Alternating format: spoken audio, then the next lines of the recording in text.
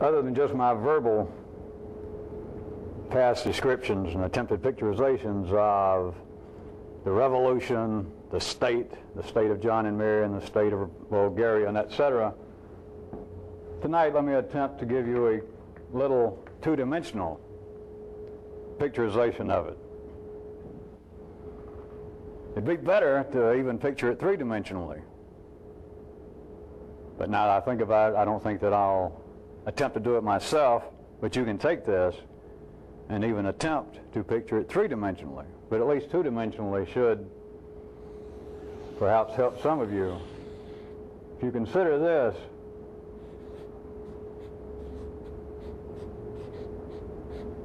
the state itself, the state of you, and to carry on these kinds of parallels, perhaps even the state out there, if there was such a thing, of Bulgaria, Slovakia. Within the state, we've got what would appear to be, under all conditions, the ruling powers. Oftentimes out there, known as the government. Inside of you, who knows? I refer you back to the feeling of the partnership. I refer you back to the feeling that all people have, including, as they admitted, those men that apparently were some kind of historical religious prophets. They all admitted being torn between these forces. I think, what was your grandparents used to call them? You know, like good and evil. But inside of you, you're aware of the fact that there at any given time, although it may shift, and you can't readily identify it, there seems to be in you, if not the clear-cut feeling, the continuing inclination that there is a set of ruling powers. All right? Then there is that which I've been referring to as the people. That, at first blush, would appear to be perhaps the other side of the ruling powers. There's just one possible example, and even when I describe it in the 2D and even the 3D world, it is still lacking. But it could apparently be that which seems to be opposing the ruling powers. One easy way perhaps to see it is if you looked at the ruling power at any given moment in you out there. Is that which says, hey, we've got to do so-and-so. Hey, we've got to get up and be at our new job in the morning. And it's like the people is everything else in you, this huge faceless mass, this herd, that is almost a living example of inertia, indifference, laziness, habit. And all of that is imperfect because it seems to be critical terminology, but it does, relatively speaking, reflect something between these two. Then there seems to be that I have been describing without any great detail, but that I have been referring in specifics, and I've allowed Kyroots to refer to things like the military, the religion. It's what I could call the institutions.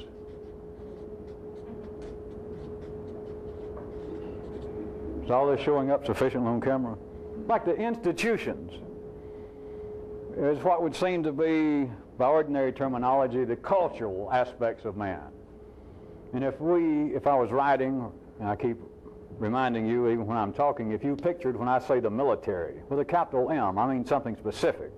And it's not just tanks and soldiers out there.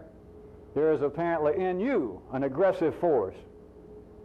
And there is within you, as the same as out there seems to be the institution of commerce. Sometimes among people, individually, it's referred to as greed, ambition. But it would be commerce with a capital C, or if I referred to bankers, capital B. I could refer to the institutions of academia. It would appear to be in you that aspect that has some love. It seems to have some love of a, in fact, structured kind of learning. It would be one of the reasons that an individual would go to college. Go pay somebody to make you study. Go pay money 4 times a year for people to say, all right, go read this book.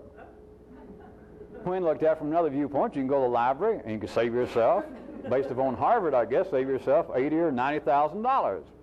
But it is the institution of academia, or of learning. Anyway, the institutions would seem to sort of be flowing either from the ruling powers, I could use an example that way, or it would seem to be a kind of connection between the ruling powers and the mass of the peoples. There could then be what I've been referring to as the city. Imagine it is just within the state itself.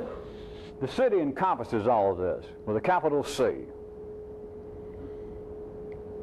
And then beyond that are the other things I've been referring to, the real revolutionists and the recruits, which I assume, I've never pointed out, but I assume by now that you figured by real revolutionists, I'm referring to people like me, people actually involved with this, and sometimes maybe you.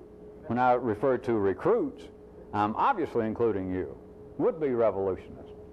And then I've been referring to living in the bushes. Well, the bushes, based upon this drawing, would actually be like right here.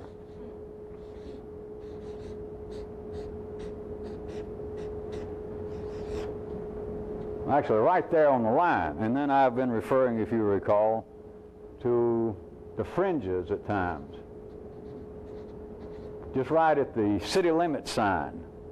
And the fringes, if for no other purpose of me bringing up, would be at the very least where recruits are kind of holding out. And when I said that sometimes my reference to you could be as a revolutionist or a would-be revolutionist, and other times a recruit, it's like the recruits can go back and forth from the fringes right in here. That's kind of a no man's land out here between the city, where all of the good establishment, the hoi polloi, the bourgeoisie, the common man, and everybody, where they reside and do their best. One area within life's own body where it is growing, and then it's sort of an area that's open to some question. I refer you back in times past when I was describing man as a living nervous system to the loose wire. That would be like the fringes here. Just the few weeds, the part of, if we're talking about out here, the part right outside of a city or municipality that really nobody lives out here, and it's beginning to cease to be an urban area or maybe even a suburban area, and is turning into wilderness. And the forces that take care of cutting the grass and picking up on the highway, they get that close to no man's land, and they sort of, shall we say, are inclined to slack off on their job. And there can be weeds, there'll be ditches, they're not cleaned out, to where some people might get out of the city and lurk about. Even if they're not real revolutionists yet, they can go out there and sort of hide out. Let me also refer the reason I drew it this way two-dimensionally. Where the real revolutionist, I drew the bushes right there on the line that I started off defining as a two-dimensional state. You see, they're touching the whole area. And the kind of references I make of living outside the city and the cold and the damp out in the bushes, you do know that I don't mean that even literally, because I'm not out living in the woods anymore. So it is much more than literal, but it is also much, much more than figurative. But it would do you good as long as I have been using this, and I have every intention, as far as I have intentions, to not discontinue it this week or next week, for you to try and have some picture, at least taking what I am doing and being able to perhaps flesh in other areas. Perhaps someday I may improve on this map. But to at least have a picture like this, that's easy enough. You should be able to photograph that and remember it, that is a kind of fair, correct, two-dimensional representation, and that there are ruling powers, a government, not the real power, but ruling powers. That seems to be, just like out here I point out, that what appears to be the power out in life is not the power. Everybody fears that. Of course, it comes out on a very crude level as people believing all over the world throughout all times in conspiracy theories. The real conspiracy theory is that something is running all this. that man is singing, not only to his genes, but to his imagined conspiracy of why do you do me like you do. But they believe, everyone can be easily made to believe, that there is a literal, physical, mortal conspiracy running everything. And no reason that that is so believable is because there is a conspiracy. Except what it amounts to. It is a conspiracy of a minimum of 3 forces operating. It is the conspiracy, if you will, of another force that man does not recognize controlling everything. No, notwithstanding the people here and there, quite ordinary people. The common man's always crying out about gods. But that does not tell the revolutionist anything. Or else religion would be the institution of revolutionists. And it's not. Witness you being here. Religion won't do it. So you should have a picture that there is within you, it's the same as right there, that there are ruling powers. Then within you, it's the same way as there is out here. If you looked at there being the government and then the people. There is within you the people. And you don't really have to take it much further. And when I refer to it as I have one time, several weeks ago, the common man, I point out to you, and I remind you again, it is not a critical judgment. It's not an attack on everybody else in life. From the widest possible view, you and I are no better than anybody else.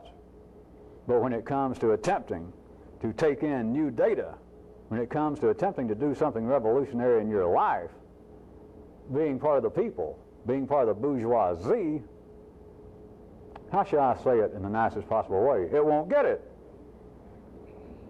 And you've had all of your life to realize that. But you should picture that, and then you should be able to picture that just as man, that is people, in conjunction apparently with the ruling powers, have come up with what seems to be institutions of religion, of commerce, learning, the arts, the sciences, everything that seems to be some kind of integral block in the foundation of all civilizations all over the world. Those things is what I'm referring to as institutions with a capital N. But they do not exist simply out there, they exist in you. You do not respond, all of you, in the same way. Sometimes this is referred to as interest and talent, but some of you do not respond in kind to life with the appearance of, let us say, the arts. As I point out, there's no doubt some of you sitting right here are tone deaf. That if I referred to music as being one of the useful institutions in the state of man, there are some of you sitting here, some of you that will see this on tape at other times and other places, might feel, uh-oh, well, I've been shortchanged because all so-called music to me is noise. And there's some of you that look at so-called art and go, my God, what the hell does it mean? It's a mess. If anybody here tells me that they get anything from that, that shows I'm either completely out of touch with what's going on here or else everybody's fooling me. It is not that you're going to respond to every institution in life, all of the many flag posts, banners in the people's culture, in the culture of the state that I'm referring to as institutions. But you should be able, you people, not everybody else, but you people involved with this, you should be able, not to make your ear suddenly turn noise into music, but somewhere down in your genes, somewhere down in your own DNA, there should be at least a slight reverberation that, yeah, this is obviously meaningful somewhere. Even noise creates sound waves. Molecularly speaking, it affects you, even if you said that you were tone deaf. Even if you said that this looks like is meaningless to you, everything that the senses is involved with has a molecular effect on you, and you should, even if you do not apparently have an hardwired, inbred reaction to certain institutions in life, you should have a kind of appreciation. That is, you should have a kind of understanding that they do serve a purpose. It is not foreign to me, because it is not necessary by any means, it is not expected that any one person would be a champion of, would be interested in every institution in life. I went through all that merely to point out that there should be a place located in you that you could find that may not be earth-shaking to you, that would respond to what is described as any cultural institution. That you should have some feel that even if it's not your particular interest, that, yeah, I can understand, I can see, not literally, but I can at least see that this is serving some purpose in holding civilization together. I can see, I have no doubt that this is important to other people. It is as though I am colorblind in this one area, but everybody is. The point is, these institutions exist, not only out in life, but in everybody to varying degrees, each of the institutions. So I drew them in. The real revolutionist, being what I'm referring to people actually involved with this, or at least me, since I've never pointed out, we have to assume at least I'm talking about me. You know, a good day, some of you. But the real revolutionist, living in an area that touches everything. Just one of the few things I want to mention again while I'm painting this and drawing this picture is the real revolutionists see things, see a world of threes. You got to remember that, even though it's a two-dimensional drawing. It is this kind of minimal, as I've mentioned, of 3D, 3-D, time, consciousness at a bare minimum, whereas the people, everybody living in the city, the people, the ruling powers, the institutions, which, you know, institutions, by the way, I didn't point this out, but whether you ever think about it, there is no such thing as the press. That'd be an institution. You got reporters in you. If you didn't, you'd never even read the headlines of National Enquirer. You'd never listen to gossip. But the press, the church, does not exist. The press is not in the building, in the New York Times building. Churches are not in the Vatican. Religions are not. It's the people.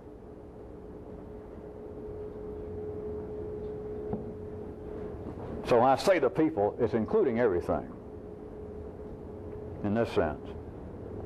But as opposed to the real revolutionist seeing in threes, you got to remember that everybody living in the city, everybody that is not a revolutionist or a recruit, everybody else sees only in two. Historically, of course, the great old binary examples of they see only in good and evil, up and down, right and wrong.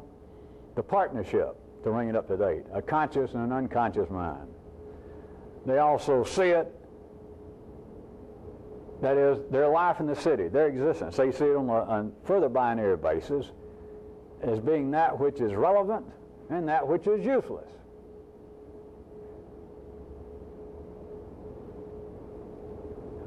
Something a little more specific while I'm here, inside the city, what I'm referring to as the ruling powers, is a certain binary way in which they see. Out there and in you. Out there it's easy to observe.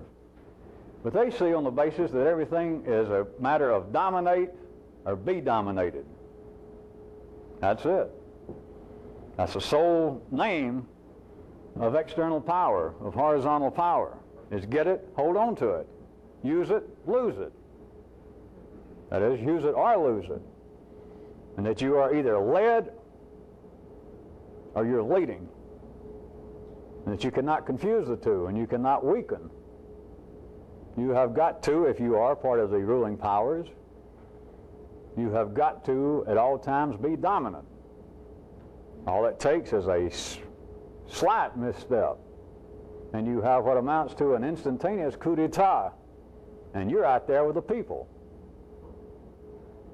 And it could be worse than being part of the common man out with the people, to go from being part of the ruling powers out into the people. I'm not going to drag out some of the revolutionary horizontal history for you people. You've read enough. You remember Marie, good King Louis, and some of those folks, John Haywood.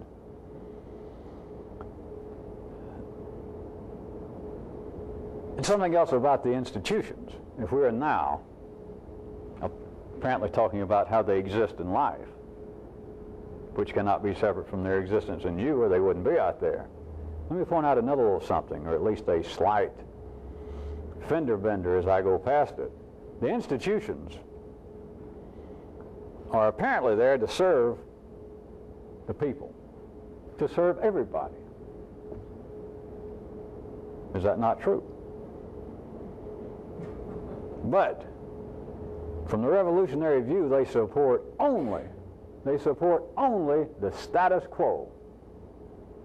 And if that is too strong for you, if that seems to be too limiting, then you can put status quo / D-related activities and info. That is, if it seems too limiting to you, immediately me to say that the institutions actually support only the status quo, then if you insist, which I can understand how it could be, that apparently sometimes the institutions, such as our sciences with a capital S, or our philosophies, in some way periodically seem to reveal new information, new theological theories, new sociological theories. Or if there does seem to be some new action, that something seems to happen in the cities with the people, that there seems to be an increase in the amount of justice, whatever that is, equality, some kind of, quote, social progress. If you see that as being too much in opposition to me saying that that all institutions support the status quo, then try and push it a little bit into at least 2.5D consciousness, and you can look at it as being that all these activities are always D-related. Always. It's hard to see it at times, but it is the overall statement, verbally for the time being, is the institutions always are supporting the status quo. Or if we were actually talking about out here, solely out there, if there was such a solely out there, the institutions are always supporting the RPs, the ruling mother powers. They appear. If we were now talking about this kind of foolish, externally imagined conspiracy going on, the ruling powers then, if this be true, have set these institutions as a kind of, there's that manna to throw out to the people. It would be like the ultimate drug to give to the people to keep them calm. It's set these great institutions and tell them we're going to give them free education, we're going to build museums so that they can go look at pictures and get dizzy, and we're going to have symphonies so that they go and listen, and we only play stuff from the Bach, from the Romantic and the Baroque period. They'll calm people down. We'll do all this stuff, but it's all simply to keep them pacified, to keep down on the possibility of revolutions. Now, if the external world was, as many people are driven to believe, in such a condition, and that ruling powers, secret people, were conspiring, setting up hospitals, not to help the people. Now, half the people that go in sick, the ruling powers make sure through some kind of trickery that the doctors and the hospitals and the nurses kill them. That they're always keeping control while patting the people on the back. They're picking their pockets, holding guns to their heads, killing their children, poisoning the water, all that sort of stuff. All right, some of you laugh, because I intended you to laugh, to get you away from many of you who still might be left in believing that there is this kind of external conspiracy going on. All right, have your little laugh and like, boy, especially some of you, how dumb it seems now that I used to believe that kind of crap. That ain't a bunch of crap, especially in here. The very things I'm mentioning. If you don't believe it, how come religion didn't do for you what you came here looking for? Those of you that have made a little money in your past, or at least made more at one time than you ever thought you would have, or made up to the point that you thought would be meaningful for you at the time, how come you did it? It didn't work. How come everything that your parents, your religion, your culture, the voices of the angels and the gods and the forces told you this is what you should do and it will help pacify you, and you tried it to some degree, and look, you end up here with me. The institutions apparently are there to help and to serve us all, and they are not. They are not in you.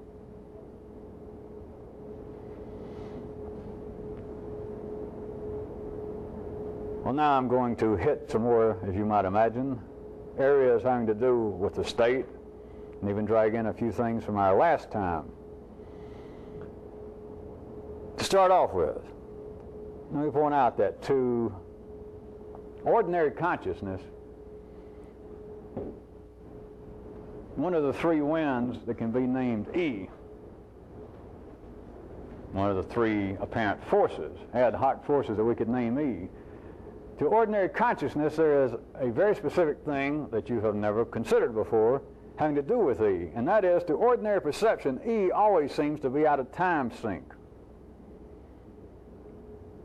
it seems that only this apparent running conflict between the winds named C and D, these forces I refer to sometimes as C and D, apparently only those two, the ad hoc named C and D, only apparently those two, their apparent conflict, their apparent dance together, seems to be presently active. It's as though E, remembering again that ordinarily, if I'd never brought it up, you and everybody else, you do not even consider it. You never think about it. It doesn't exist. But even after I point it out, ordinary consciousness tries to picture it, and at the ordinary level, it would come out somewhat like this when I say it's out of time sync. Refer you back to one of my examples, these cheap Saturday morning cartoons. Since Disney and his ilk had to shave a few bucks, instead of them drawing whatever it is of 100 frames per minute for those old cartoons, they're now down to whatever it is, 10 frames per minute or second. So what you have is, E would be like that kind of almost unmoving background that they'll leave for scene after scene, and C and D appears to be in the foreground of the figures actually moving. You know, Tom and Jerry, the Roadrunner and the Coyote, that they're in cartoons is the same as in literature, as the same as in apparently real life. There's always what? Two actors going on. Back when, before your genes grew up, calling it good and evil, right and wrong, etc. But now it's heroes and villains, etc. But E would be like this still background. You don't even notice it. You're watching, who was it? Rocky and Bullwinkle versus Boris Badenov. And that's who you watch going on in their dialogue and what's happening. But in the background is this very crude drawings of a couple of mountains, and they move around, or they're saying something, or their little lips seem to be moving. The background never moves, even if they shift just a little. That is like E is to ordinary consciousness. Now, in one particular sense, the kinds of things I was mentioning last time, and I'm trying to point toward this evening, is the revolutionist has got to take E, what appears to be out of time sync, what appears to be an almost motionless, irrelevant, crude background at the very best, and to coin a phrase, you almost have to drag it kicking and screaming into your 20th century. That is, into your now, that you have to drag in the irrelevant, that which is out of sync, that seems to be irrelevant over these two forces going on in me right now. That I feel like I've been hurt and I want revenge. I feel like I want to do one thing, but then I feel like I don't. I worry about how long am I going to live, and then I think, fuck it all. Give me another cigarette and a drink and some white sugar. On the basis of all this, it seems to be this binary dance going on forever, and what you have got to do is take all of that seems to be not only irrelevant, as I keep describing it, or to fit in with my current C, D, and E descriptions, names, E as being irrelevant, as opposed to C being apparently constructive and D being apparently destructive, is you have to take that which would seem to be irrelevant and you have to force it into the binary dance, into binary consciousness. You have to pull it into what would apparently be an active role. This is unnatural at the 2D level. At the level of ordinary consciousness, of course, you can't even do it. That is why, among other reasons, that almost all ordinary philosophers would be, for another description, would be Zen followers in the West and even the East. And surely most of you at one time reached some area that you were trying to think the unthinkable. You were trying to figure out if there is a God and he's got all the power, then how come he don't stop all the stuff that seems to be, without any doubt, despicable? All right, a God with all powers and then all this crap going on. God with power and all this crap. And you try real hard and all you can do, it's like trying to look at both sides of a coin at once. Ordinary consciousness cannot do it. Or someone attempting to follow what used to be referred to as Western versions of Zen ideas. I am going to think about clearing my mind. Hey, Be sure and drop me a card all about that. But if nothing else, of course, it turns into a hobby that people can meet for years and years and go, wow. Do you realize the more I try to think about having my mind completely clear, used to I just got slight headaches. Now I get dizzy. You know, people go, I hope I can reach that spot someday. It's a nice, agreeable hobby. Trying, as I'm describing it, to pull the irrelevant, trying to expand your area of consideration, trying to continually case the joint, trying to be as though you were a revolutionist living on the verge of constant danger. Not just physical danger, of course, on the danger that I might fall back into being a Philistine myself. I've got as much commonness in me. You want to talk about bourgeoisie, don't bother to go downtown. Don't bother to find middle-class, gentrified neighborhoods. Don't bother to go to the ghettos. Look at me, I got it. So there's a constant danger that I'm going to fall into the hands of C, into the hands of D. There's the non-stop, not danger, but reality in the 3D world, in ordinary consciousness, that I am victimized. I am living in the middle of this 2D dance. I go just that far. I am the goddamn dance floor, and they dance on me. The only thing I can spot, the only thing that I can be aware of, apparently, are two desires. Boy, I hope I enjoy showing up tonight, and I hope he talks in such a way that gets me inspired. But Jesus, I'm tired. Jesus, I'm hungry. Jesus, I'm cold. Jesus, I'm bored. Jesus, I wonder if this is going anywhere. Jeez, I wonder if I should ever get involved with this. Jeez, I wonder if I just should quit. Jeez, I wonder if he knows that and may throw me out. There's no end to it. Jeez, I wonder if I should quit smoking. Gee, I wonder if I should take up smoking. Gee, I wonder if I can go any longer and not drink. It's gee. What can I do? There seems to be, although I might have in some way helped free your verbalization from the areas of gods and demons and right and wrong, you have got to see that this whole world, this state, this ordinary state of you and everybody else, operates as though the individual, as though the state itself were a dance floor, and there are two factors continually going on. C and D, 1 and 2, off and on. And there is no relief from it. That's the way you're supposed to be. Nothing is wrong. But one of the ways to set up conditions, at the very least, may I say, to be conducive to expanding your state, to learning how to live out on the edge, is to try and find the reality behind what I'm describing of pulling in that which is out of time sync. Pulling in the E. It is there.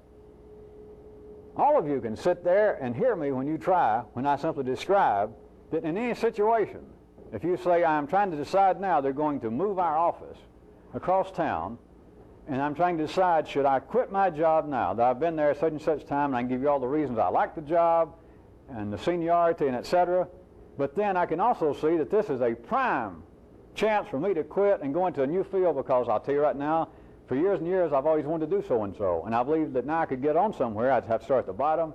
It is a problem, and I'm thinking about it. You can describe, you can define, you can limit verbally, and you can limit apparently the way you feel these two areas that constitute this, quote, problem, or this question, this situation.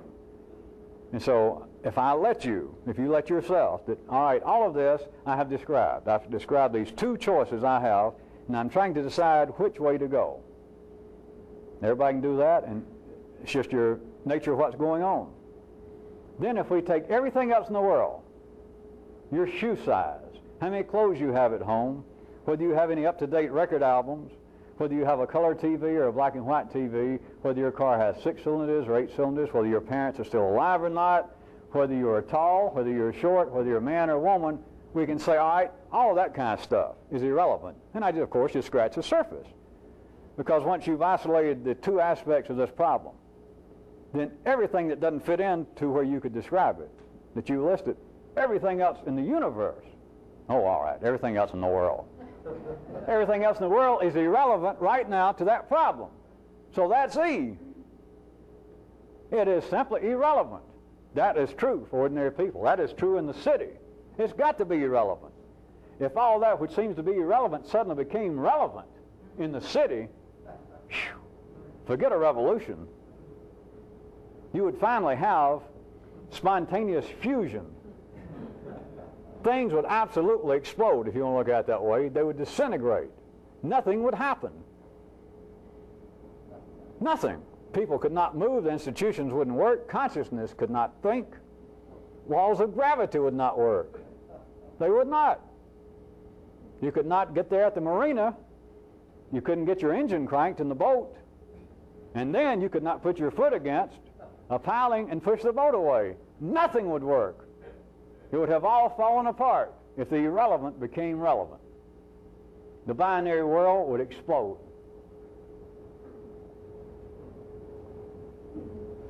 Of course, I could say, I guess, that there's some danger that people might explode trying to do this, but what the hell, most of you have been here too long. If you explode now, it's no great loss, is it?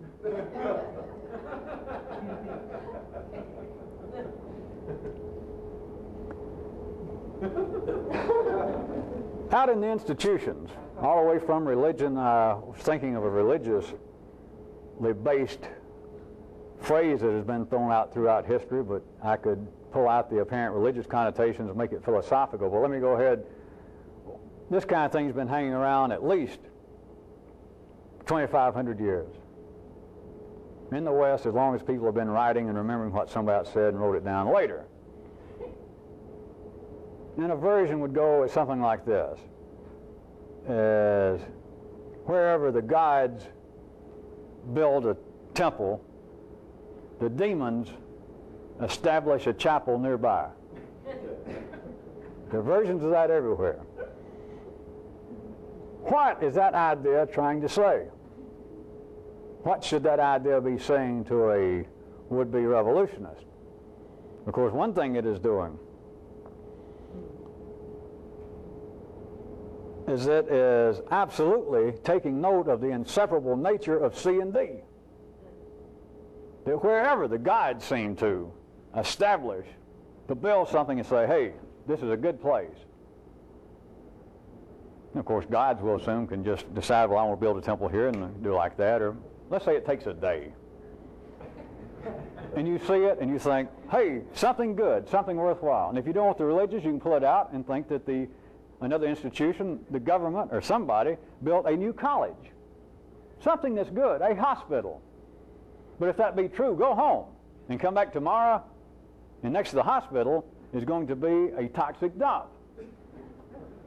Next to a temple, that is, referring to it as a structure of the gods, the demons, next door, you're going to have a little place called the Demon's Chapel. If it is a place, an institute of higher learning, something good, something worthwhile, come back the next day, and right next to it is going to be something like the University of Stupidity. Always. But what seems to perhaps be a little more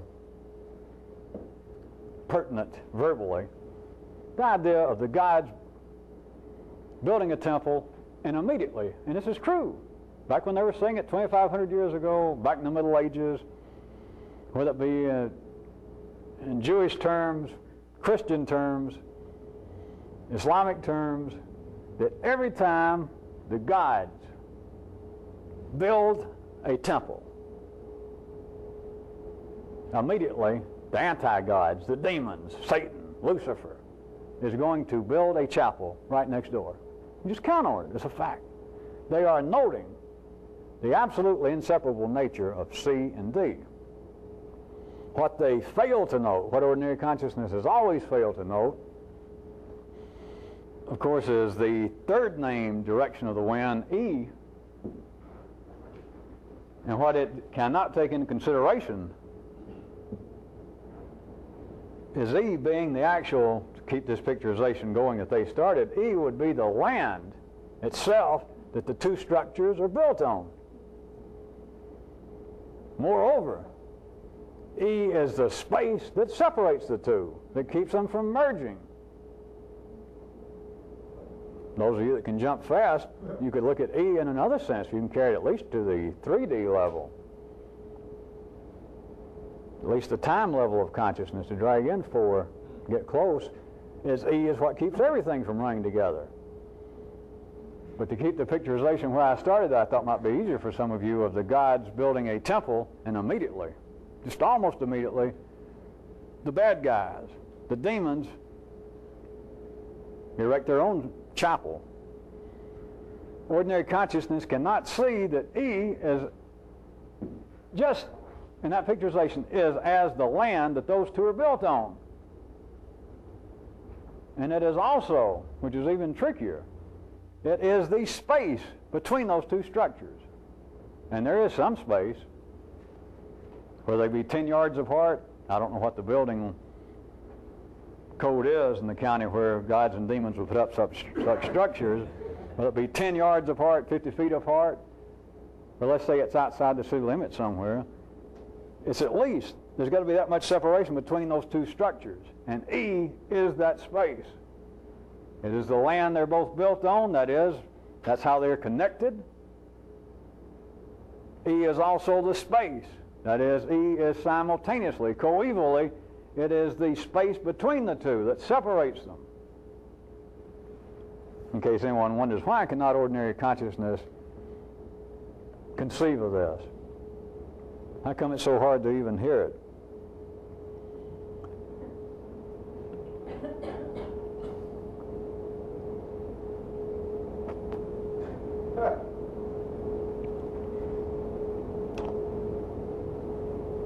Next paragraph.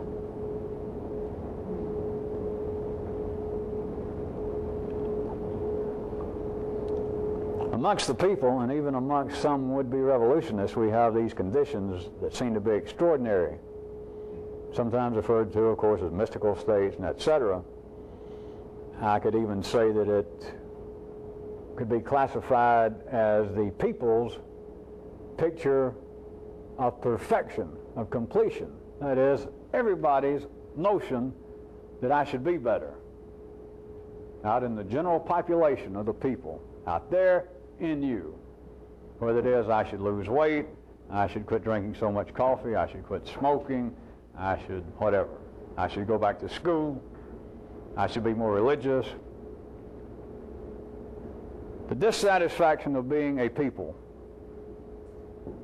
The general notion that in some way I could be better. An idea of me being perfected, me being completed. Can you perceive through that whole spectrum of why I start off of what has erstwhile been referred to as mystical states, just always all the way through what might seem to be more of a psychological description of someone being more completed, being more of a complete, full person? Can you perceive, since I'm going to mention it, I keep saying can you perceive, I'm about to bring out a new description of such states being as a kind of thermal equilibrium, an unnatural condition of a thermal equilibrium, wherein all areas of a man's state, that is, all areas of a man's being, would seem equally balanced, heated, informed, and energized.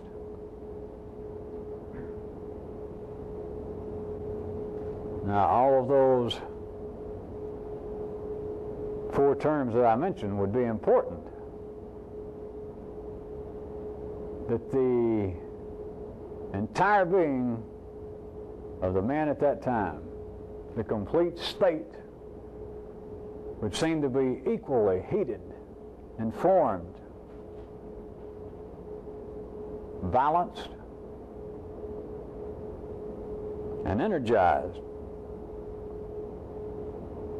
I assure you that that will pass muster in any state as being a mystical experience. Or if we had people in some state somewhere that had no such term, they would call it being, I guess, happy as a pig in occult mud. They would think about it as being so happy that it scared them. That nobody should be this happy. I'm probably going to die from being this happy.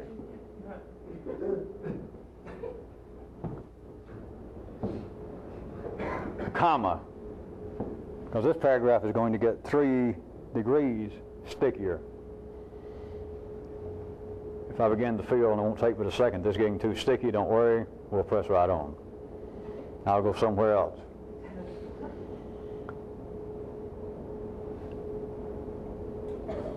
However, when we're speaking of the people, speaking of the common man in you, the common man must stay in a state of disequilibrium. Disequilibrium, I don't have time to check a dictionary to see if there is actually such a word, but disequilibrium would simply be a synonym for the term man's evolution.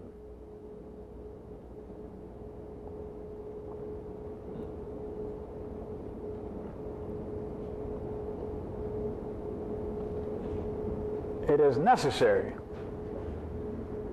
that the people ordinarily stay in a state that is not balanced, that is not thermally in equilibrium, that all information, all heat, all energy, of course heat just being one form of energy, is not equally distributed in the person. Because if that were true in the ordinary man, all ordinary men would suddenly be undissatisfied. Okay, dissatisfied. All people would suddenly be, hey, at home. You would have another version of the irrelevant had become relevant, and everything would stop. The cities in everybody's state, not only out there but in here, would suddenly disintegrate.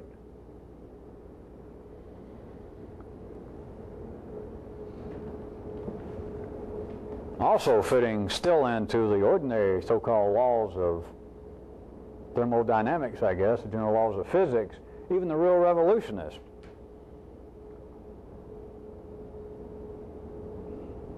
that may be being directed, that may be being encouraged, that may be even on his own periodically able to struggle against this, even they, because of the way everything is situated, because of the laws of nature, that even the would-be revolutionists tend to return to the unbalanced state. Even those that might get out here actually in the bushes and stay there for some length of time. It might take a minute to be a length of time with you. It might take an hour, a week. It might take 10 times for happening for an hour. But at least you know what it is to be in a place that is, in a sense, freed from the city.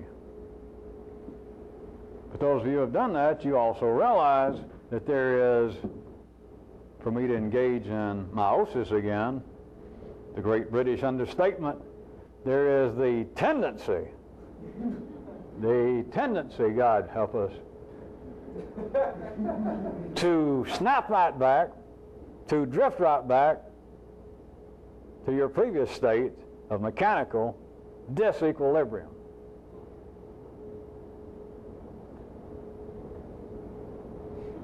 For those of you taking real crude bourgeoisie notes, to go back to being like you've always been. Back to the same old shit.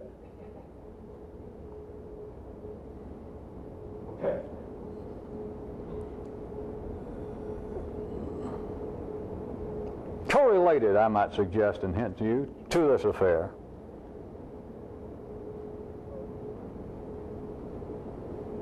is this. Since we are in the midst of it, since I inflict it upon you continually, I can describe it thusly, that the recruits seem to be given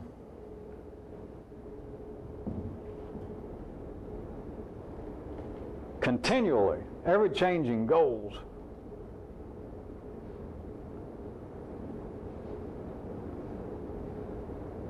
And it seems as though at first what appears to be new information, fresh data, seems to continually shift before it is understood, before it seems to be completely consumed. And I could point out, firstly, that this indeed or else I would not do it. Assist in the struggle against the ordinary state of disequilibrium. That this is a part of the use, a part of the purpose of this. Comma. But what is too easy to forget out hanging around the fringes amongst the recruits is if you only listen, if you only plot, if you only dream and you actually never move, you actually never try to get into the battle, you never attack, then you soon begin to tire. You soon begin to drift away into a dream world, into a cartoon world.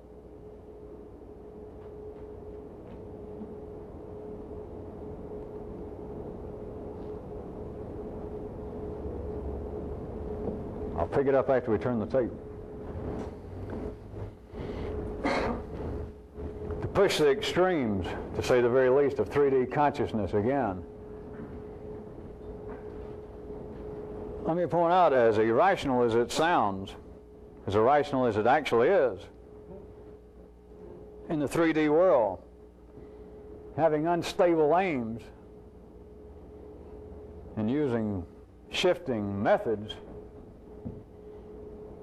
helps lead to an unnatural state with the revolutionists, helps lead to this unnatural state of a thermal equilibrium. Whereas if you're following all that, mechanically speaking, that same thing keeps the people right where they are, keeps them in a state of disequilibrium. But when you get past the 3D level, to use my previous verbal descriptions, what this is doing, what this is intended to do, to help facilitate you to do, is to feed all the parts of your territory, your being, with energy that is not binary. That is, with energy that is not incomplete, that what you think you see, what you think you picture, what you think about, what you think you want, is no longer in bits and pieces. Because it is bits and pieces that keep one being in a state of disequilibrium. But ordinary people take that as being the ordinary state. And they believe that the institutions, they believe that their own soul, their own motivations in life are in some way to overcome this imperfect bits and pieces of info, of energy, when that is the natural state. The unnatural state would be to be in a state of thermal equilibrium, wherein that which you know, you don't know in a piece. You don't know it on a basis that's true and false.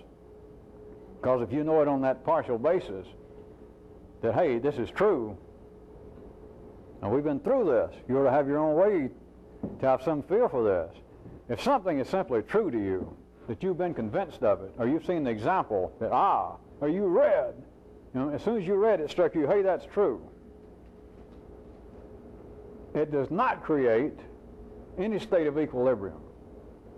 That so-called knowledge, that new information, that new heat, does not spread to your entire state. It goes to one part, and it says it's true. And there is always an equal part. There's always an equal place that somewhere in the city, there's some other group of people, you know this, that says that's not true. There's still people, it's a small amount, but there's still people in the great city that say that the earth is flat. The very thing, or one of the very things that you might say, hey, there's one thing true, and we all know it's true, and that is that the fucking earth is round. There's some people out that say it's not. When it gets to the point that something no longer has any opposition, it's beyond true and false. Nobody discusses it anymore. nothing has any importance, apparently, unless there's opposition to it. Not just out there, but in here. There's got to be some doubt. There's got to be the ability for somebody to make you mad. If it seems to be a truism to you, that regardless of the way I've kicked around and punched at the cartoon ideas that life places in you, sometimes known as imagination, these running cartoons of some external God outside the system. Regardless of that, if some of you still somewhere in your city harbor this notion, for instance, that God is love,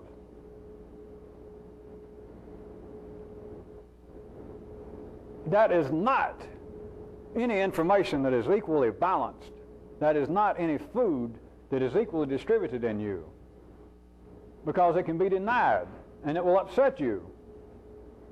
If there is anything that you know, if your people say, well, listen, I may not know much, but I know one thing, and that's God is love. And I say, God is shit.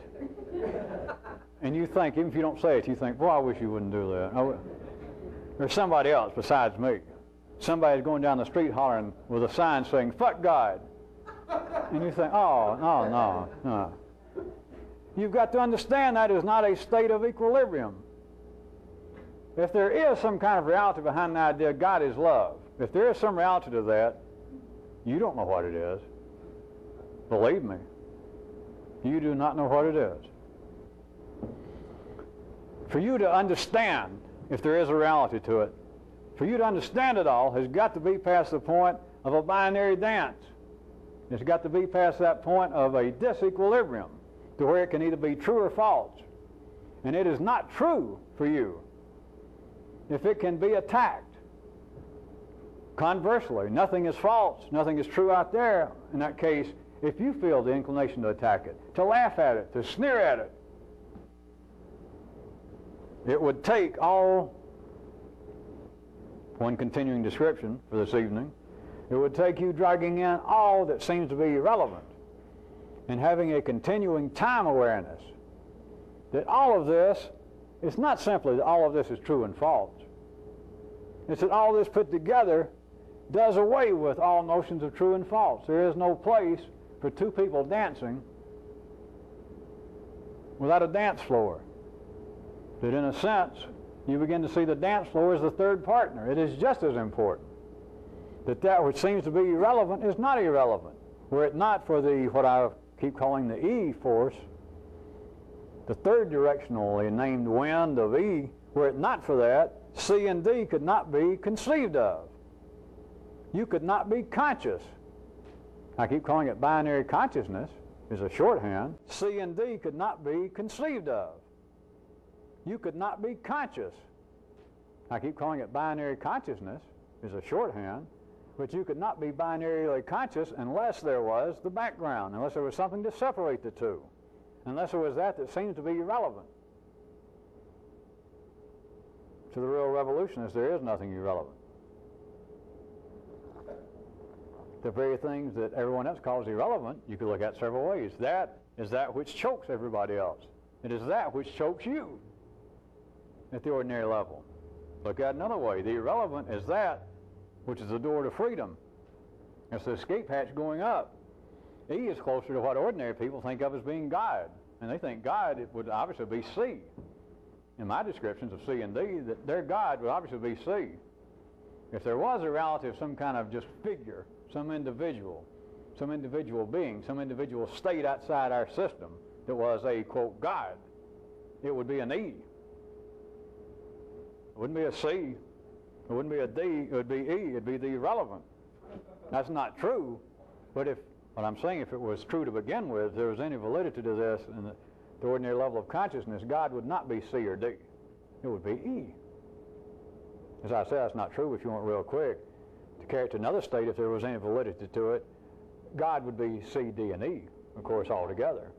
And that's what the religious theologians, that's what life, even though it's made people thousands of years ago say, hey, God is three parts. They say it all over the world. I'll leave it to you as to why life has done this. It made people say that, and then after they say it, and it seems to strike many people as true, then somebody says, well, how can that be? And everybody, including the people that said it, went, God, if I know, damn.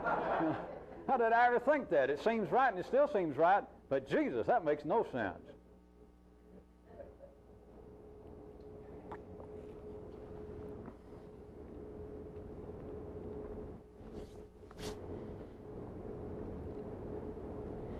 As far as the would-be revolutionists, the recruits are concerned, I want to point out that you'll never triumph. You'll never move. You'll never win anything. And worse than that, you'll never get cut up. You'll never get sliced. You'll never get injured in a particular way that will make you stronger and more perceptive if you never enter the fight. If I allowed it, if I could stop it, all these possibilities. If I tried not to allow it and you still insisted, in some way you tricked me or I didn't notice it, and you simply hung around in the fringes. You hung around enough that you were around where the revolutionary activity apparently was going to start. At least there was apparently talk of it. There was at least apparently new information that sounded to be rebellious against what was in the city, or where you were brought up, where you and everybody was brought up, where your DNA was born, what seems to be your homeland. Every time you hear a march, you think, it is my homeland calling. I could shed a tear. I see the flag. I hear the song. I hear our national anthem.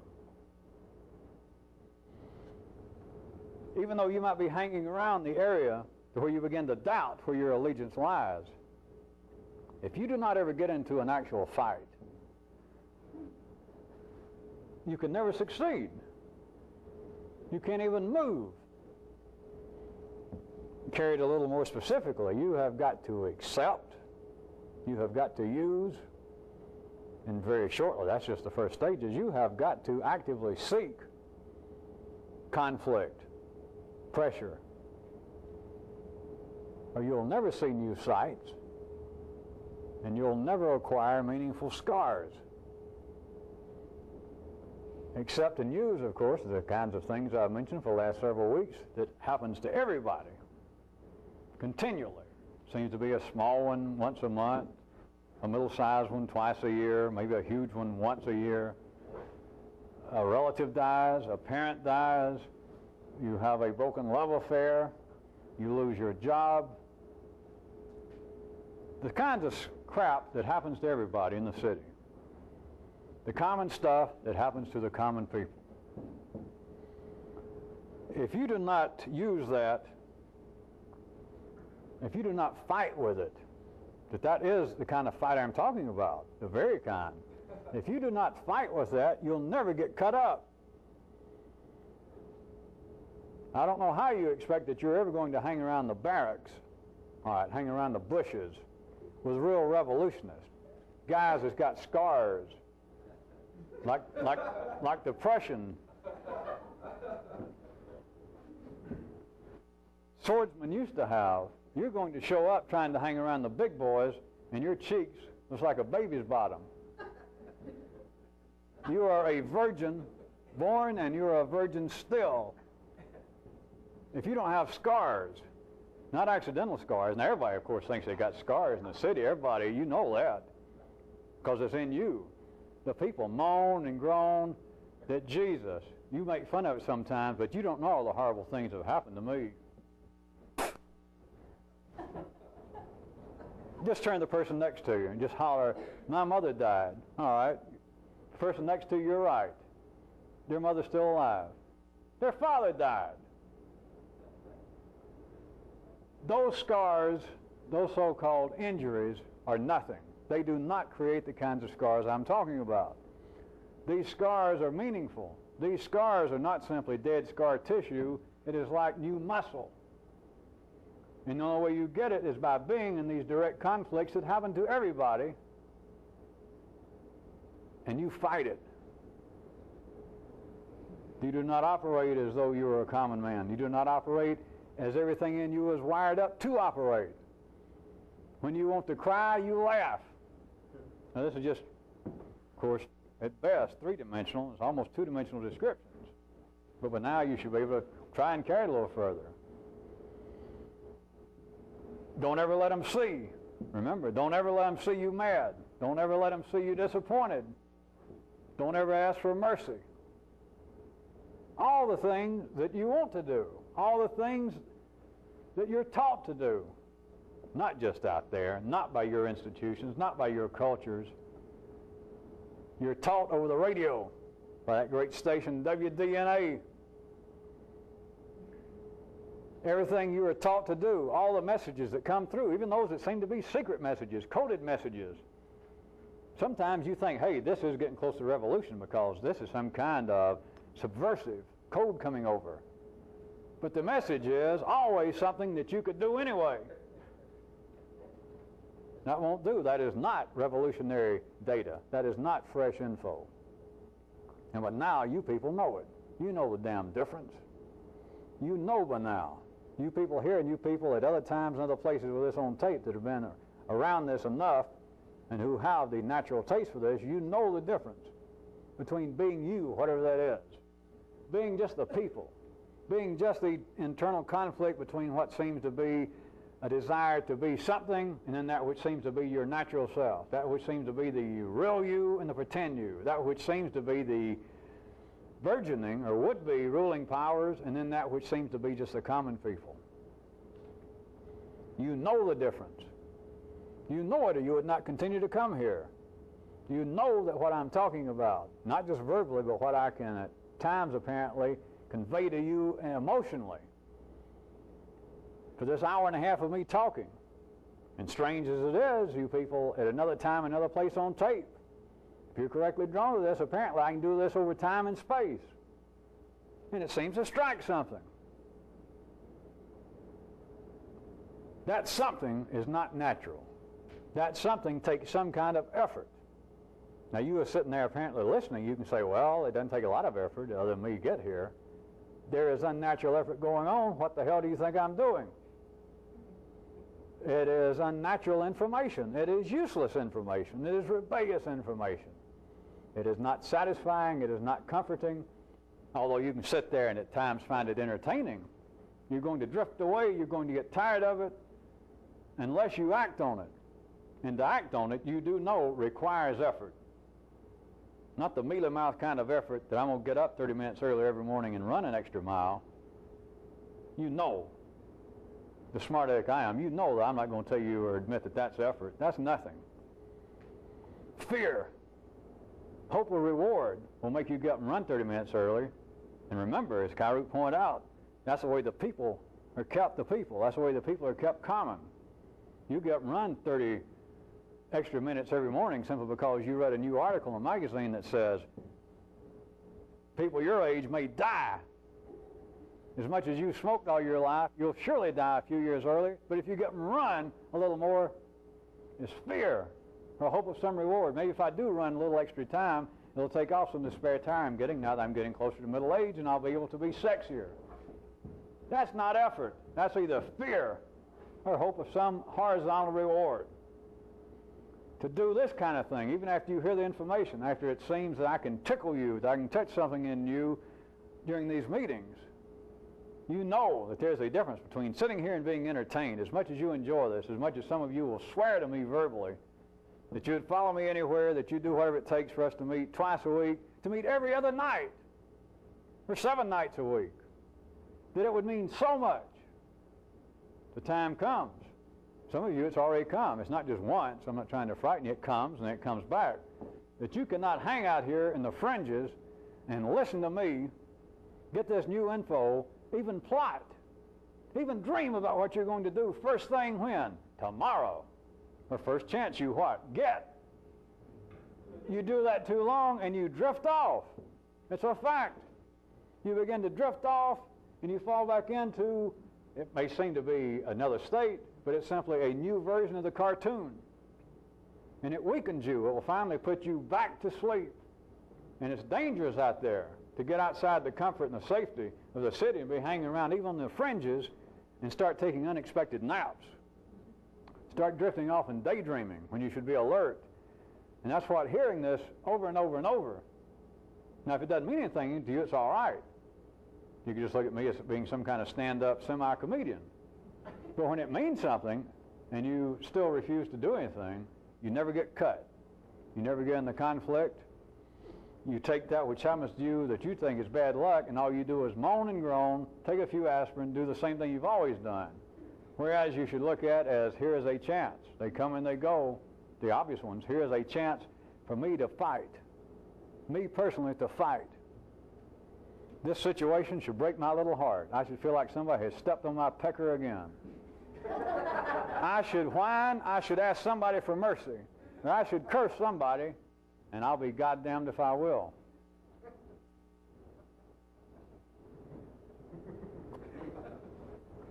That's the only way you can pick up the scar tissue that is new strength. That is the only way you can ever see anything new. If you don't make that kind of effort, if you don't get in that kind of conflict, even though you may be hanging around what I'm trying to refer to as the fringes here, that is, you're hanging around here, hanging around me, hanging around this group, hanging around a group in some other city, connected with us as best they can.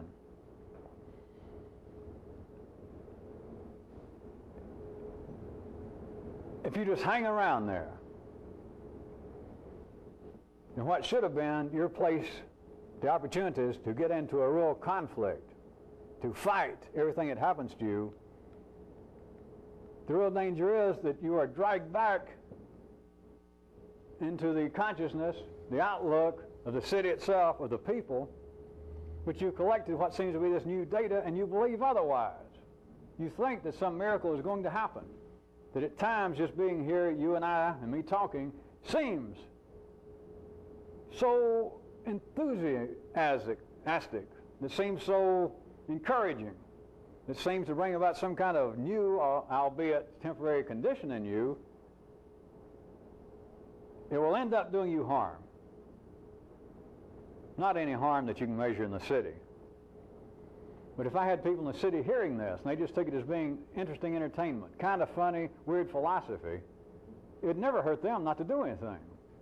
But you're here on the basis that this seems to strike something deep in you, and it should. I cannot say, I am not saying anymore that there are any of you people that don't belong here, that you're here, some of you in other cities, could be just seeing this for the first time. This would be the first time you've ever seen these tapes, second, third time. It's just right now a curiosity. But the rest of you, there is some reality to this. There is something already inbred in you. There is something in your own genes that was looking for this. If you find that you can stave off, in a sense, your overwhelming appetite just by coming here, especially me going from us meeting once a week to twice a week, and now you feel like, hey, I'm even getting stronger. Now I'm getting 2 doses of it a week. You're fooling yourself. You got to move. You got to get cut. You got to do it on purpose. And this kind of ordinary bad luck, ordinary suffering that happens to everybody in the city. Everybody in the city is going to die. Everybody's ruling powers are going to disintegrate. The king is going to buy the farm. All the institutions will crumble. Everybody's going to fall under their own recession. Everybody's going to carry all of themselves and all their institutions to the grave with them. If you do not willfully take that which seems to occur to everybody, all that which just seems to be the general run of bad luck, and you look at it as being a confrontation. Okay, reality, do your worst.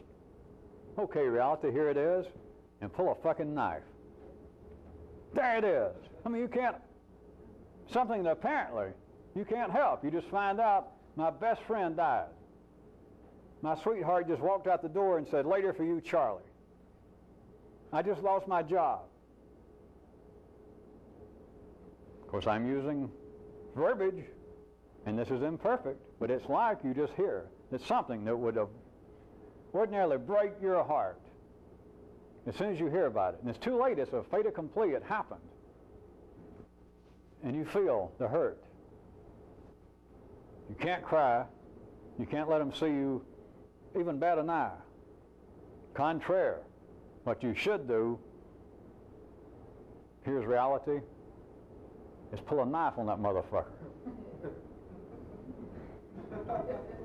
You can't say from one view, it's too late. The deed's been done.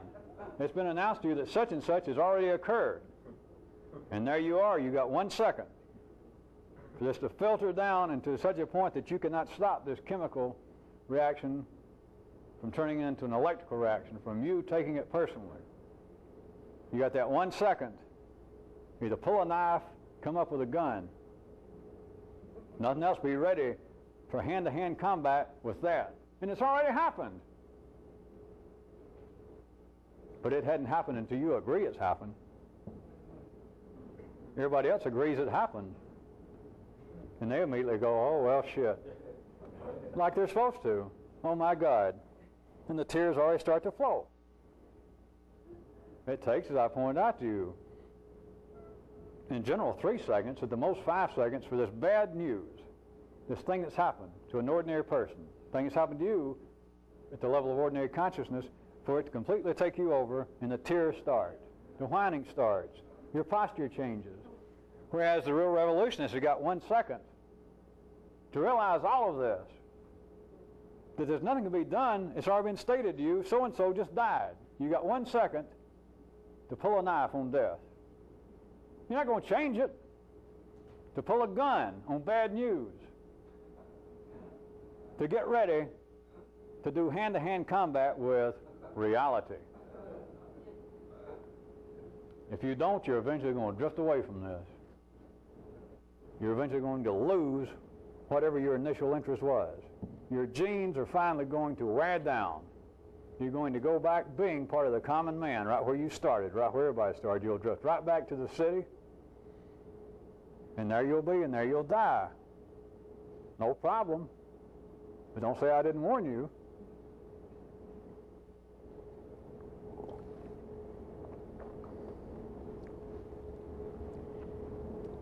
Another aspect of this, that the burgeoning revolution, the attempt for you individually, for a group of people to do this, looked at from even a more clinical, verbal view, the aspect of life itself that keeps trying to jump ahead, the part of life's own genetic structure in which we exist, this particular area that keeps wanting to do something different, to grow faster, to ignite its own new areas in its nervous system. This burgeoning, this forever impending revolution,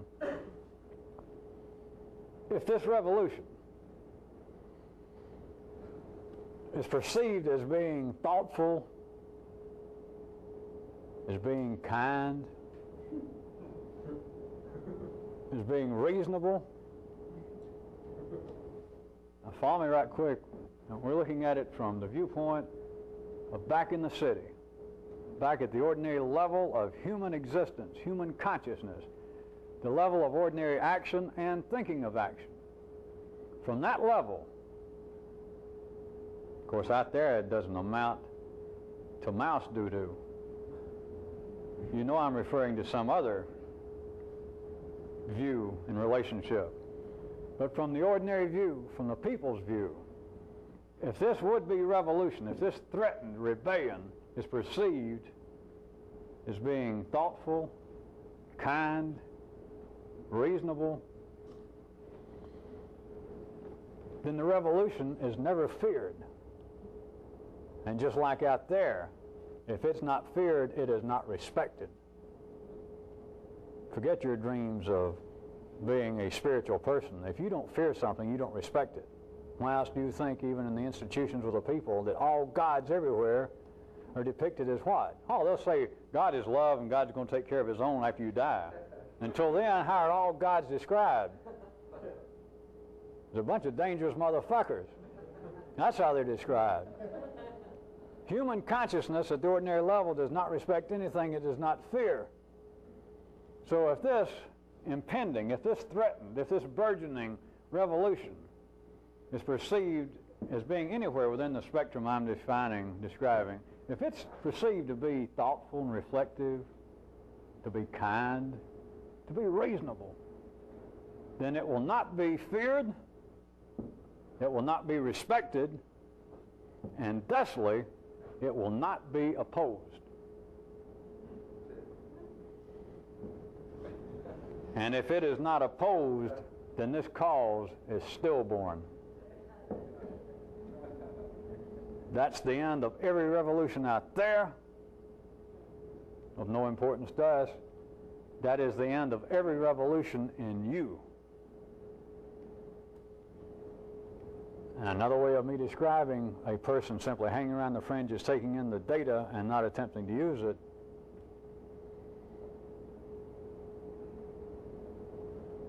as your revolutionary tendencies become stillborn. You no longer oppose it. You believe, and this is a certain correct description, you no longer oppose all this, you just accept it. That everything I say, since we're dealing with you and I, everything I say is true. All of these pictures are beautiful. They all fit. It all makes a lot of sense. And that you're past the point you no longer doubt. You no longer believe that any day now I'm going to say, all right, everybody sell everything you've got and give it to me and tattoo my name on your forehead. And when I come in the room, bow and scrape. That you can imagine, all right, I'm to the point that whatever you said, I do it because I accept all of this. You're no longer a revolutionist. You may have never used the terms, but what has happened is you now perceive it. Not willfully, but you now perceive this revolution, just the data, just me talking about it, is being thoughtful, regardless of me using curse words and apparently kicking at gods. You take it as being actually thoughtful, reflective. You take it as being kind, that you never see me mistreat anybody. I don't talk about mistreating anybody. On the contrary, it seems to be reasonable. Once you get past the initial kind of illogical shock, and now you no longer oppose it. You are not a revolutionist. And you may believe that in some way this is now progress, because for many months or years, I often wondered if you were some kind of, fraud. If this was all a scam. And now I don't worry about it. Now I really feel like I'm home. I do. I feel like I'm home. And whatever you say, even if it doesn't seem to make sense, hell, I accept it. That kind of revolutionary, even if it at one time was true, was a revolutionary spirit. That revolution in you is now stillborn.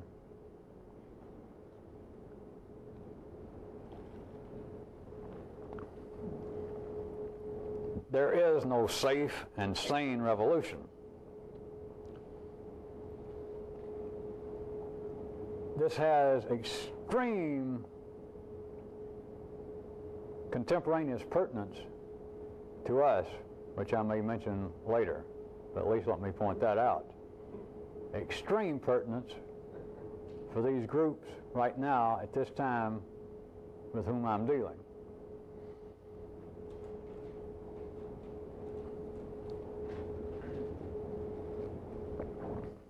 I'll say one more thing along those lines. Beyond all the stuff I've talked about tonight, let's put in a subparagraph, or at least a parenthetical paragraph in your notes and in your little brain, listed as, and yet, colon, and yet. You can try and remember everything that I have said and then everything that I didn't say, which would be E tonight. You up with me? You up to speed? All that tonight that I said, and all that seemed to be in opposition to what I said, and then everything that would not be what I said or would be in opposition to it. All of the, bring all that in. Now let's go. And yet, colon, you ready? What could be, what is more unpredictable than the effect of new data on the people?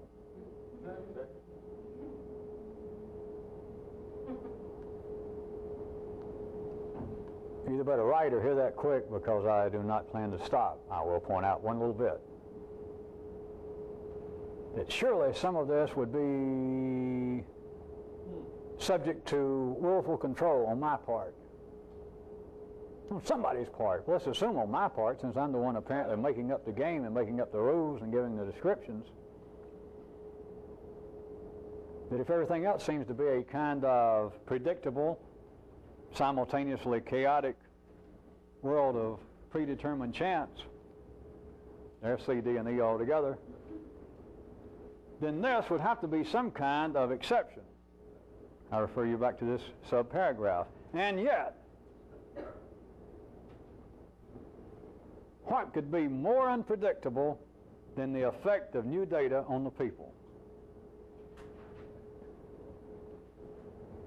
That has, I repeat, extreme pertinence to what you people are doing at this time here and in other cities. Those of you that may be hearing this at some other time in some other city, don't feel as though you are being excluded from some secret information, because everything I've said in the last 5 minutes has extreme pertinence to you wherever you are, whenever you hear this.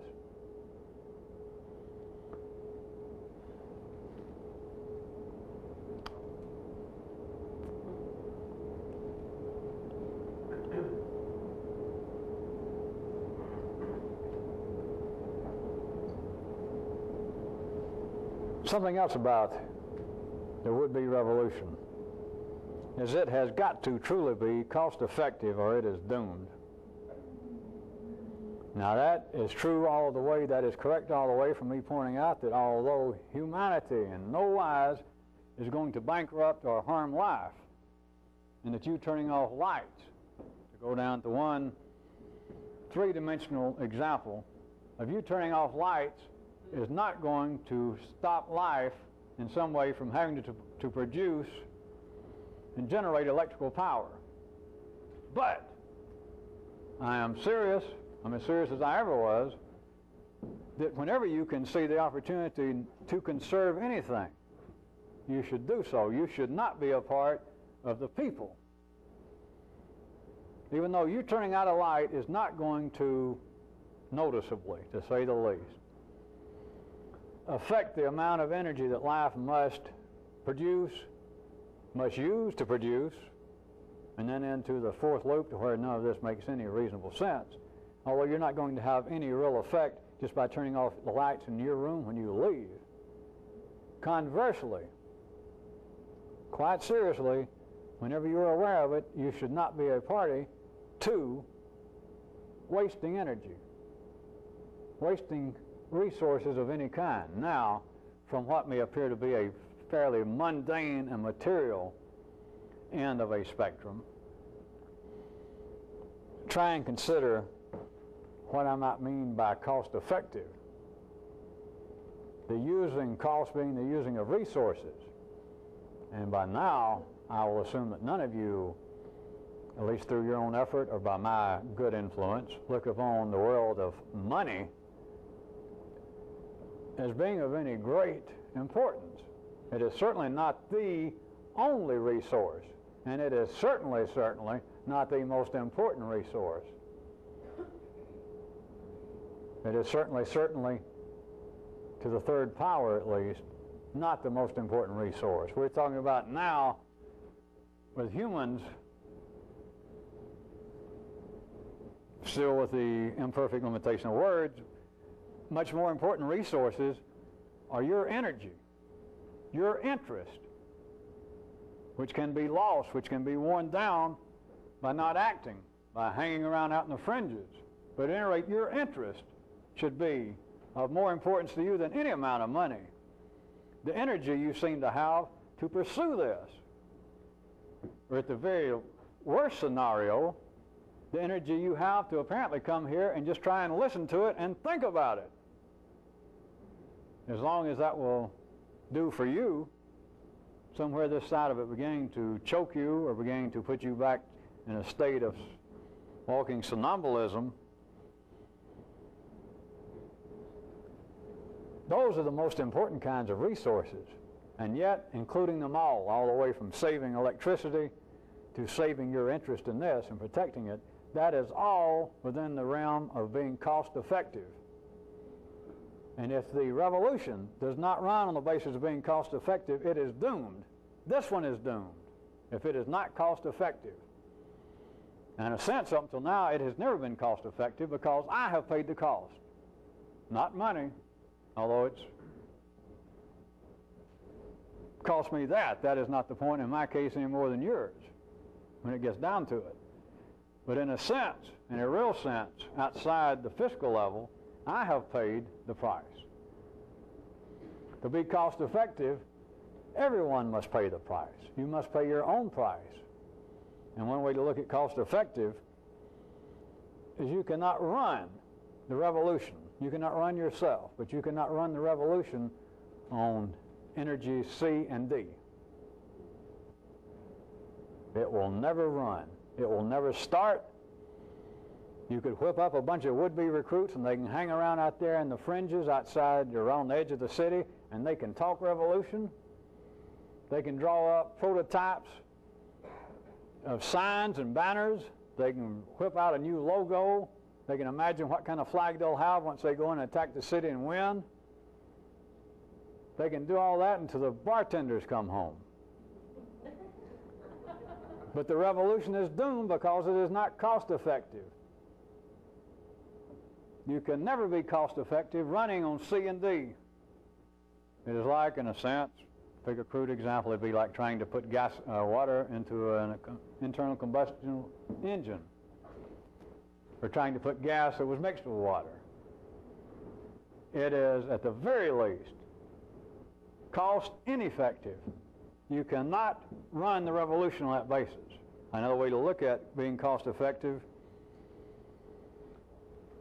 is you cannot waste E. That is, you cannot ignore E. It will never be cost effective. If a revolution could be cost effective while ignoring E, then all religions would take all men to new universes. All religions would be an instantaneous revolution.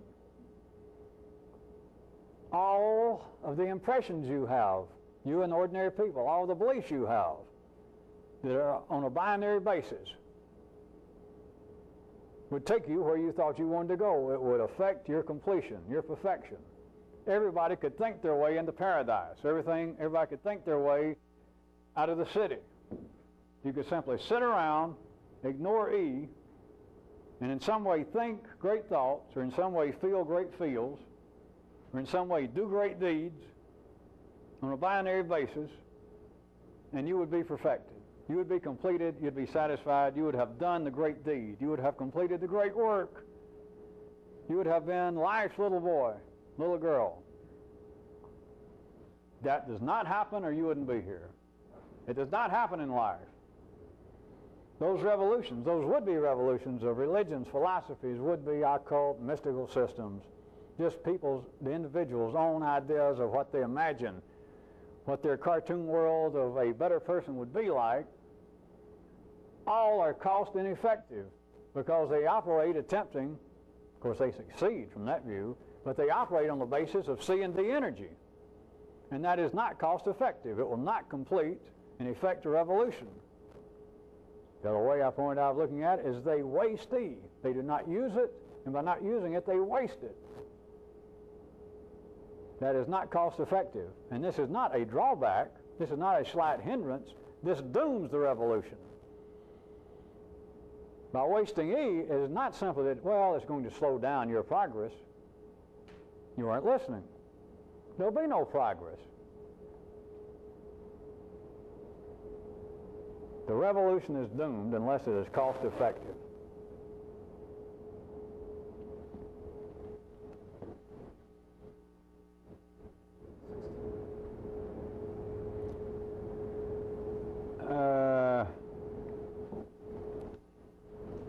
I'm afraid it is arrivederci time for this tape tonight. But you've been bidded adieu before. Just never by the likes of moi.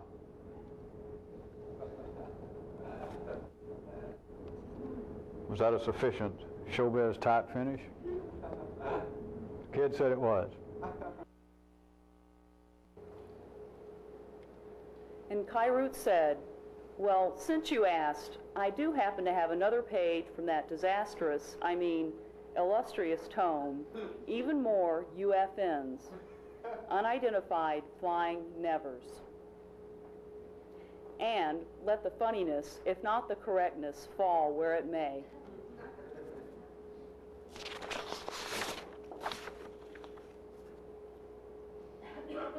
Never bother to open an envelope if it says on the outside, congratulations, you have won something. Unless, of course, you have.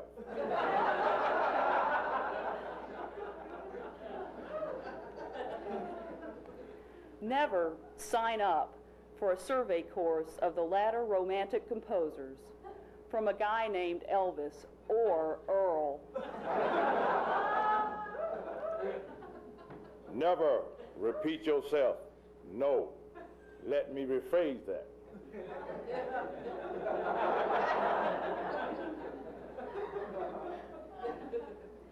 Never mistake force for intelligence.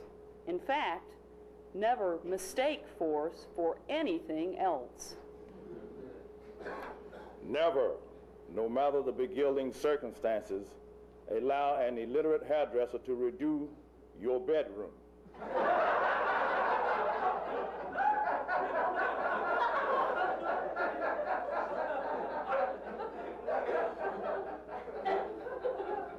Never, without some darn good evidence, let someone convince you that a working refrigerator is inherently superior to any other kind.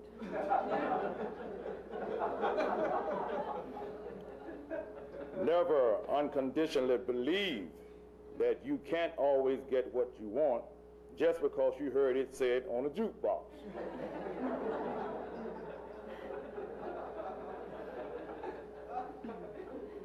Never join any club or organization whose dues don't go directly to you.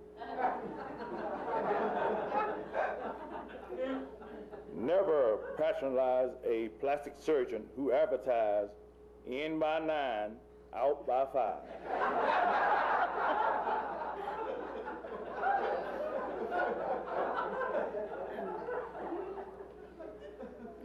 Never blithely ship your children off to a summer camp that has the word ransom anywhere in its name. Never, no matter how he may beg or plead, ever give the basis song.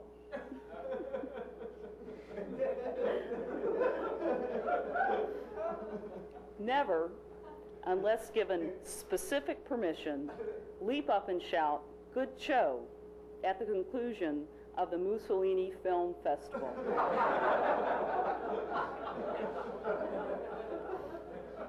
Never throw your money down a rat hole unless you are peevy of some mutual benefit to be derived from rodent subsidiary, unless you simply like to see Norwegian Brown alive it up. Never just grab a problem by the scruff of its neck, unless it's a little bitty one that won't bite.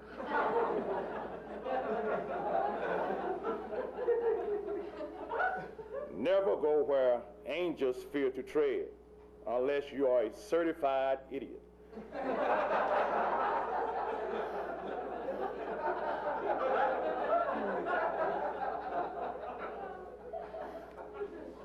Never tell a bank examiner that your 2 feet are named Bonnie and Clyde.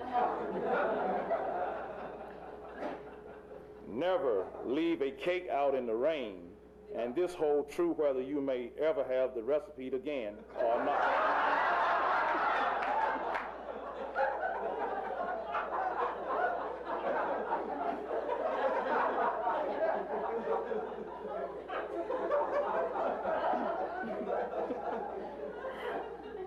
Never look for any particular recognition while you're alive. And as for after you're gone, well, forget it.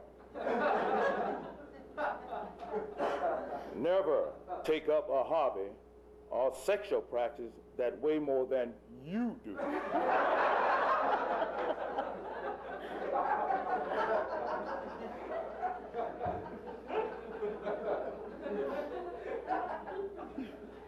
Never abruptly whirl about or do any sort of dervish dance in front of a probate judge.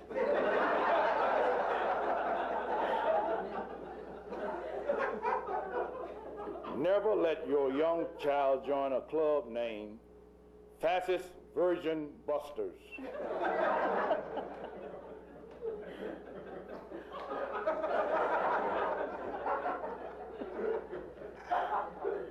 Never admit that your misanthropy is anything personal.